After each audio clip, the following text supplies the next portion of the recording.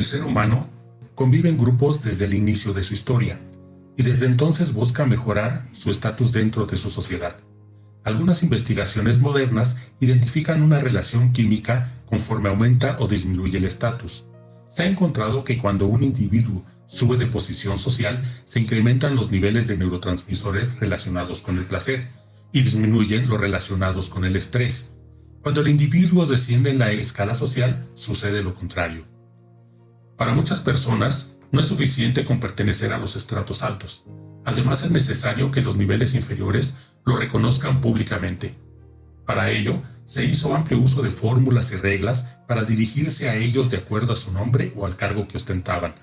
En la actualidad, aún existen remanentes de ellos, como los prefijos sir para los ingleses, bon para los alemanes y don para los españoles, o bien los sufijos san para los japoneses y tsin para los hablantes de náhuatl. Su señoría, con que se suele dirigir a los jueces, también forma parte de la misma historia. Los títulos antes del nombre o cargo eran de mucha importancia, tanto así que, en 1719, el historiador alemán Johann Christian Lüning publicó su libro Theatrum Ceremoniale. En su obra, Lüning recopila las reglas de etiqueta que regían las cortes europeas en el siglo XVIII. La obra le llevó 2 décadas y pesa unos 9 kilogramos. Dentro de los títulos dedicados a la nobleza sabemos que para dirigirse al emperador se empleaba Vuestra Eternidad o Amo Sacratísimo. Para dirigirse a los diferentes patricios se usaba Vuestra Ponderosidad y a otros Vuestra Sabiduría. Ciertos funcionarios podían sentirse ofendidos si se les decía Vuestra Amplitud en lugar de Vuestra Excelsitud. Expresiones como Vuestra Veneración o Vuestra Sagacidad eran utilizados con minucioso cuidado. En general, se requería un par de años de estudios profundos para conocer el uso correcto de todos los títulos y fórmulas. En Birmania, el título que los amos exhibían orgullosamente era Rey de Reyes, a quien todos los restantes príncipes acatan, regulador de las estaciones, todopoderoso director de mareas y torrentes, hermano menor del sol, propietario de los 24 paraguas. Los príncipes malayos de Sumatra se denominaban Amo del Universo, cuyo cuerpo brilla como el sol, a quien Dios ha creado tan perfecto como la luna llena, cuyos ojos brillan como la estrella del norte, que al elevarse arroja sombra sobre todo su dominio, cuyos pies huelen dulcemente. Los mortales comunes y corrientes tenían que tomar mucho aliento para dirigirse a los nobles. Con el tiempo, los títulos cambiaban para hacerse más pomposos, y los títulos que desechaba la nobleza eran absorbidos por burgueses, clase medieros y aún por clases trabajadoras. La clase media gustaba de referencias a su erudición y sabiduría. Un médico podía ostentar el título de médico de alta cuna, de gran experiencia y elevados principios, muy erudito, famoso doctor en ciencias médicas fulano de tal, alto médico de la corte ducal. Un estudiante universitario era noble y muy erudito Herr fulano, que se aplica diligentemente a la sabiduría. Un sastre era hombre cuidadoso y de elevados principios. Las mujeres de las clases medias y bajas carecían de títulos directos, por lo que en países como Alemania y Austria tomaban un fragmento de las funciones o profesiones de sus esposos. Así, convirtieron el sufijo Frau, que significa esposa o señora, en Frau Doctor, Frau Professor o Frau General. Este uso causó furor y muy pronto surgieron la señora recaudadora de impuestos, la señora trompetera de la corte, la señora guardabosque montado, la señora fabricante de botones, la señora armera y así por el estilo. En la Alemania de los siglos XVI y XVII, las universidades gozaron de gran apogeo, y de ahí surgieron bachilleres y doctores que conformaron una nueva clase social, la aristocracia de los sabios. Los hombres de ciencia eran muy respetados. Los príncipes honraban a los sabios y el pueblo les temía y admiraba. No es de extrañar, pues, que se hincharan de orgullo, pero había un inconveniente. La nueva aristocracia carecía de nombres distinguidos y sonoros. Muchos de ellos tenían los nombres sencillos de sus padres. Schulfleisch, carne de delantal, o Lammerbansch, cola de cordero, no eran nombres muy apropiados para destacarse en la sociedad.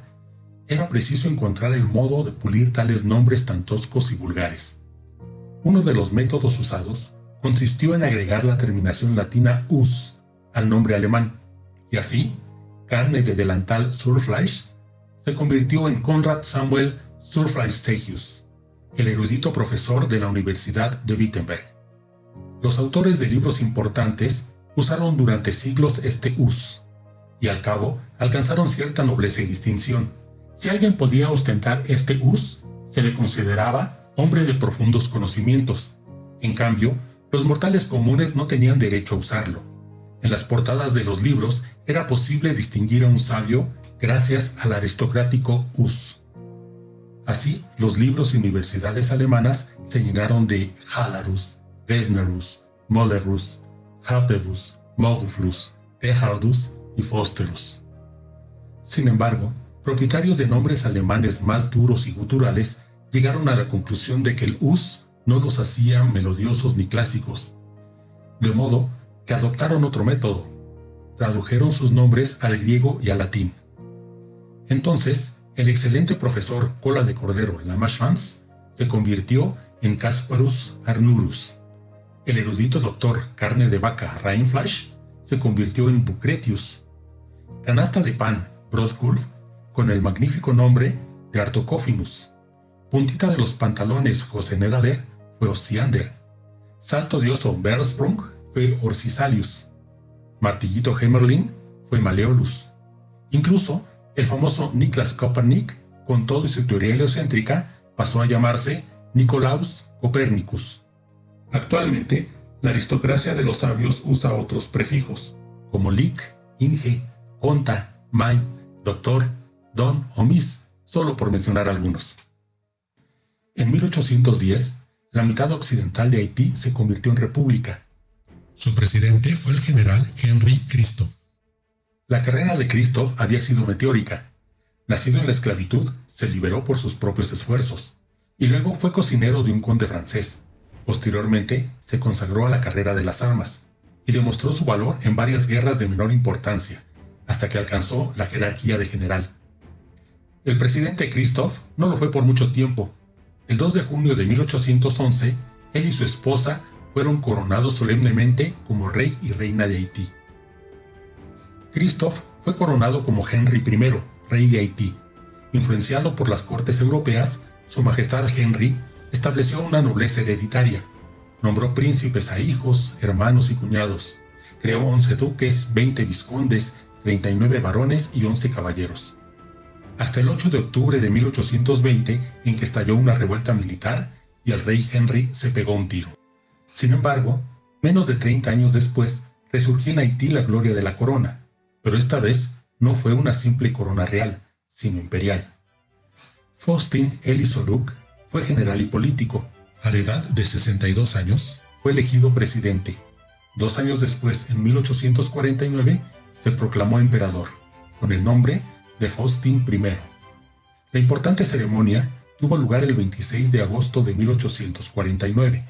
Como no se disponía de una corona de oro, se improvisó una de cartón dorado.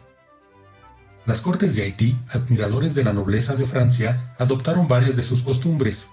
Una de ellas era otorgar tierras y nombramientos entre los funcionarios de la corte, siguiendo la tradición de que el nombre de los condados o ducados que otorgaba hicieran referencia a una característica del territorio antes de su confiscación.